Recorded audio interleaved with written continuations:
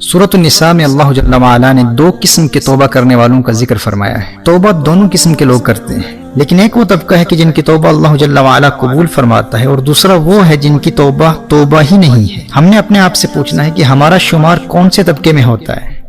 اللہ جل وعلا نے ارشاد فرمایا انما التوبۃ علی اللہ للذین یعملون السوء بجہالۃ ثم یتوبون من قریب فاولئک یتوب اللہ علیہم وکان اللہ علیما حکیما۔ وہ توبہ جس کا قبول کرنا اللہ جل وعلا نے اپنے فضل سے لازم کر لیا ہے، وہ صرف انہی کی ہے جو نادانی سے برائی کر بیٹھیں پھر تھوڑی دیر میں توبہ کر لیں۔ ایسوں پر اللہ اپنی رحمت سے رجوع کرتا ہے، اور اللہ علم و حکمت والا ہے۔ غور کیجئے گا، وہ لوگ جن کی توبہ اللہ جل وعلا قبول فرما لیتا ہے، یہ وہ ہیں جو نادانی کی وجہ سے جہالت کی وجہ سے گناہ کرتے ہیں۔ یعنی وہ نادان اس وقت شیطان کے فریب میں آ گئے، شیطان نے ایسا حملہ کیا اور گناہ کی لذت ایسی غالب آ گئی کہ اس لمحے وہ اس گناہ کے نتائج کو ہی بھول گئے۔ وہ کوئی گناہوں بھری زندگی گزارنے کا ارادہ نہیں رکھتے تھے۔ ایک پلاننگ کے تحت گناہوں بھری زندگی گزارنا یہ کوئی ان کا لائف سٹائل نہیں ہے۔ وہ نیک بننے کی کوشش کر رہے ہیں، وہ گناہوں سے بچ کر رہنے والے متقی لوگوں کا لائف سٹائل اپنانا چاہتے ہیں۔ بس اپنی نادانی کی وجہ سے شیطان کے جال میں ایسے پھنس جاتے ہیں کہ جب وہ حملہ کرتا ہے تو وہ خود پر قابو نہیں پا سکتے، لیکن گناہ کے فوراً بعد انہیں اس بات کا احساس ہو جاتا ہے کہ میرا اللہ دیکھ رہا ہے اور میں نے اتنی بری حرکت کی۔ اب وہ بغیر تاخیر کے آئندہ گناہ نہ کرنے کے پختہ ارادے سے فوراً سچی توبہ کر لیتے ہیں۔ فرمایا شرط یہ ہے ثم یتوبون من قریب، بغیر کسی تاخیر کے فوراً توبہ کر لیتے ہیں۔ ایسے لوگوں سے اگر بار بار بھی گناہ ہو جائے تو اللہ جل وعلا ان کی سچے دل سے کی گئی فوری توبہ کو قبول فرما لیتا ہے، اور کوئی اللہ جل وعلا کو دھوکہ نہیں دے سکتا۔ فرمایا وَكَانَ اللَّهُ عَلِيمًا حَكِيمًا، اللہ علم و حکمت والا ہے، وہ جانتا ہے کہ انہوں نے آئندہ گناہ نہ کرنے کا پختہ ارادہ کر لیا ہے۔ میرے بھائی اور بہنوں، یہ وہ طبقہ ہے جو گناہوں بھری زندگی کو اپنا لائف سٹائل نہیں بناتا۔ اگرچہ ان سے گناہ ہو جاتے ہیں، لیکن یہ گناہ اس وقت کی نادانی کی وجہ سے ہوتے ہیں۔ یہ اندر ہی اندر ندامت و شرمندگی کے ساتھ کڑتے رہتے ہیں اور اس گناہ کی تکلیف کو اپنے باطن میں محسوس کرتے ہیں، اور پھر سچی توبہ میں تاخیر بھی نہیں کرتے۔ ایسے لوگوں کی توبہ اللہ قبول فرما لیتا ہے۔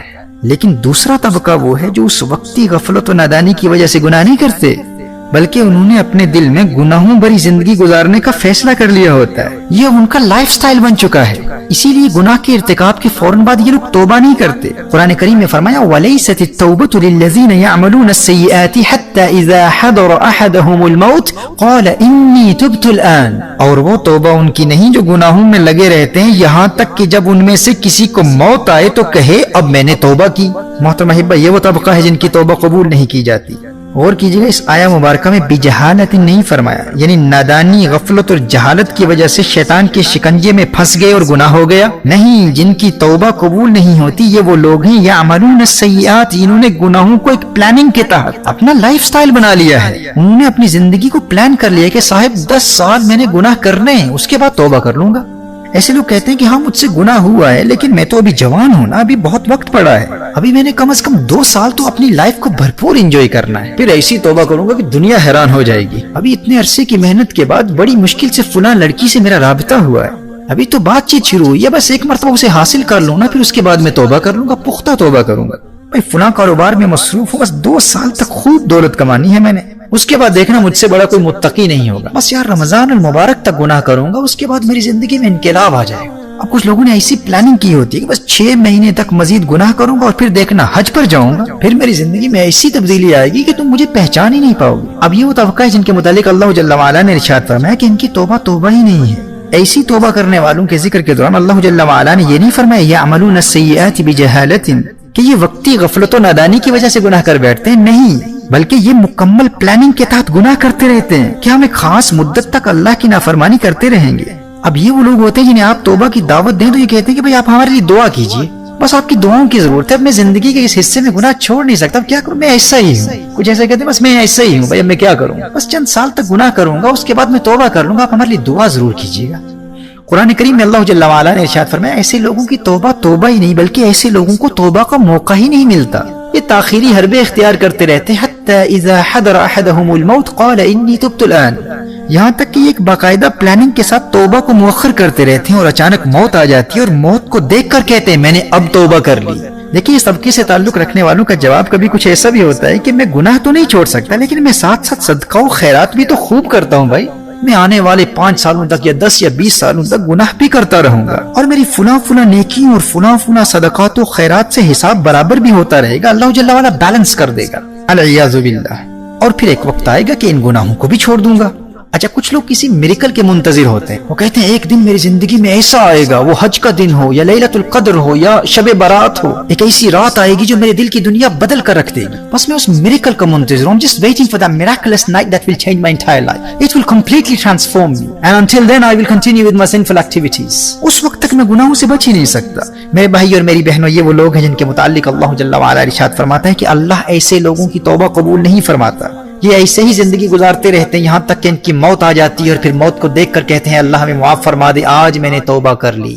اب ہم نے اپنے آپ سے پوچھنا ہے کہ ہمارا تعلق توبہ کرنے والی کس جماعت سے. اب دیکھیے گنہگار دونوں ہیں, گنہگار وہ بھی تھے, گنہگار یہ بھی ہیں. وہ پہلے طبقے کے لوگ بھی گناہ کرتے ہیں اور ممکن ہے کہ اس دوسرے طبقے کے لوگوں کی بنسبت عملاً ان سے گناہ زیادہ بھی ہو جاتے ہوں, لیکن گناہوں بھری زندگی گزارنا ان کا لائف سٹائل نہیں ہے. وہ کسی پلاننگ کے تحت گناہ نہیں کرتے, وہ ایک پاکیزہ زندگی گزارنا چاہتے ہیں, لیکن ایمان کی کمزوری کی وجہ سے شیطان کے فریب میں آ کر اگر ان سے گناہ ہو جائے تو وہ اللہ سے ڈرتے رہتے ہیں, اندر ہی اندر کوڑتے رہتے ہیں. حدیث شریف میں آتا ہے نا, اگر نیکی انسان کے دل میں خوشی پیدا کر دے, انسان کو خوش کر دے تو انسان مومن ہے, اور اگر گناہ کی وجہ سے انسان کے دل میں درد اور تکلیف محسوس ہو تو یہ ایک مومن ہونے کی علامت ہے.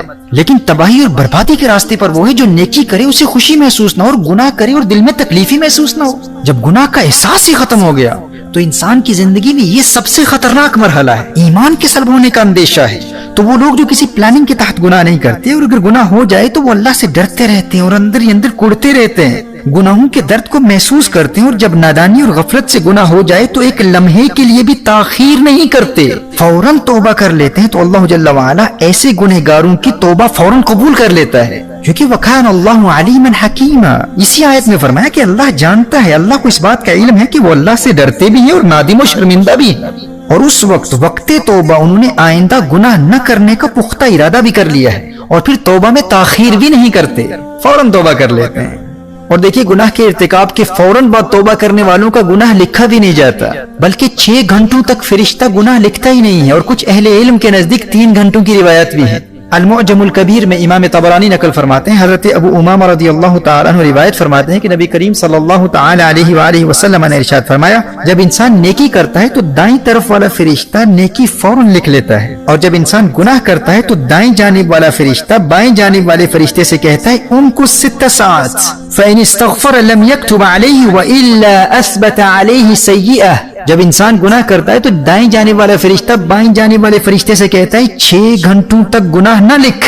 اب اگر 6 گھنٹوں کے اندر بندہ توبہ کر لیتا ہے تو اس کا وہ گناہ لکھا ہی نہیں جاتا, اور اگر توبہ نہیں کرتا تو 1 گناہ لکھا جاتا ہے. امام سیوطی فرماتے ہیں یہ حدیث صحیح ہے, لیکن یاد رکھیے اس کے لیے جس سے غفلت کی وجہ سے گناہ ہو جائے, اس کے لیے نہیں ہے جو مکمل پلاننگ کے ساتھ گناہ کرتا ہے اس ارادے سے کہ میں 6 گھنٹوں کے اندر توبہ کر لوں گا تو گناہ لکھا ہی نہیں جائے گا. ایسا شخص بھی اس دوسرے طبقے میں شمار ہوتا ہے جو گناہوں کو پلان کرتا ہے, بلکہ جو 6 گھنٹوں کے اندر توبہ کرنے کے ارادے سے گناہ کرتا ہے تو ایسے انسان کا ایمان ہی سلب ہو سکتا ہے, کیونکہ وہ اللہ کی رحمت کا مذاق اڑا رہا ہے. تو محترم احبہ, اللہ جل وعلا سے ڈرتے رہو, اور اگر غفلت کی وجہ سے گناہ ہو جائے تو توبہ میں تاخیر نہیں کرنی, آئندہ گناہ نہ کرنے کے پختہ ارادے سے فوراً توبہ کر لینی ہے. ہم انسان ہیں, ہم سے گناہ ہو سکتے ہیں, لیکن اللہ جل وعلا کی پناہ مانگی اس حالت سے جب انسان توبہ کرنے والوں کے دوسرے طبقے میں شامل ہو جاتا ہے. سچی توبہ سے محبت کرتے رہو اور اپنا محاسبہ کرتے رہو, خود سے پوچھتے رہو کہ ہمارا شمار توبہ کرنے والوں کے کون سے طبقے میں ہوتا ہے. کہیں ہم اس خوش فہمی کا شکار تو نہیں ہے کہ 2 سال بعد گناہ سے توبہ کرنے کا موقع مل جائے گا, یہ حج میں توبہ کر لیں گے, رمضان المبارک میں توبہ کر لیں گے, فلاں حرام کاروبار میں کامیاب ہو جائیں پھر توبہ کر لیں گے. اگر گناہوں بری زندگی کی پلاننگ کر کے ایک خاص مدت کے لیے بھی گناہوں بری زندگی کو اپنا لائف سٹائل بنا لیا تو ہم اللہ کے غضب اور عذاب اور تباہی اور بربادی کے راستے پر گامزن ہیں. اور اگر ہم نے گناہوں کو اپنا لائف سٹائل نہیں بنایا لیکن غفلت کی وجہ سے کبھی گناہ ہو جاتے ہیں, لیکن ہم ندامت اور شرمندگی کے ساتھ بغیر کسی تاخیر کے فوراً توبہ کر لیتے ہیں, تو پھر توبہ سے محبت کرتے رہو. وہ دن دور نہیں ہے کہ تمہاری سچی توبہ کی برکت سے اللہ جل وعلا تمہارے دل کو گناہوں سے پاک فرما دے گا. بس شرط یہ ہے کہ اگر گناہ ہو جائے تو توبہ میں تاخیر نہیں کرنی, جیسے قرآن میں فرمایا ثم یتوبون من قریب,